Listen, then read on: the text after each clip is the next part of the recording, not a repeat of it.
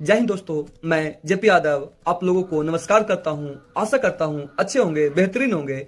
आज मैं एक ऐसे महापुरुष की जीवनी बताने की आप लोगों को कोशिश करेंगे जिन्हें बचपन में ही जब शिक्षा के लिए स्कूल गए तो उन्हें स्कूल के बाहर रखा गया। वही बच्चा आगे जाकर इस देश को संविधान देकर चले गए। जैसा कि दोस्तों आप लोग समझ ही गए होंगे कि मैं B.R. अम्बेडकर की जीवनी बताने की कोशिश कर रहे हैं। इनका जन्म 14 अप्रैल 1891 को मध्य प्रदेश के महू नगर जिले में हुआ था। ये अपने माता पिता का 14वां और अंतिम संतान थे। इनके पिताजी का नाम रामजी मालोजी सकपाल था और ये ब्रिटिश भारतीय सेना में सूबेदार के पद पर कार्यरत थे। साथ में रेजिमेंट में सेवा देते। सकपाल जी संत कबीरदास के अनुयायी थे और शिक्षा को महत्व देने वाले इंसान थे। अम्बेडकर जी का माता जी का नाम भीमाबाई सकपाल थी, जो महज अम्बेडकर जी को 5 वर्ष की उम्र में ही छोड़कर चली गई थी। अम्बेडकर जी का बचपन का नाम भीवा या भीमा था और इनका पूरा नाम भीमराव रामजी सकपाल था, जिसमें सकपाल उनका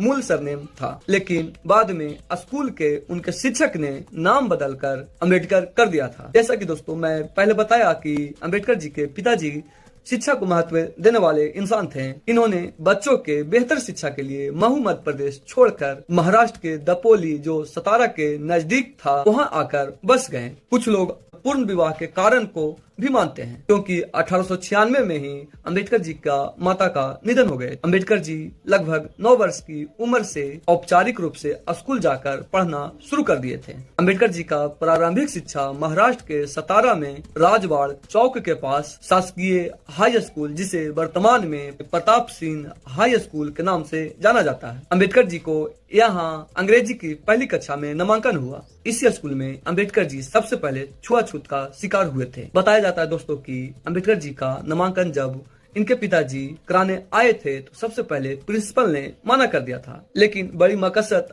हथजोड़ी तमाम प्रयास के बाद नामांकन हुआ भी। तो प्रिंसिपल साहब ने इनके पिताजी के सामने शर्त रखा कि इनको अपने घर से बोरा लेकर आना होगा और जब पढ़ाई पूरी हो जाएगी तो अपने घर बोरा लेकर जाना होगा।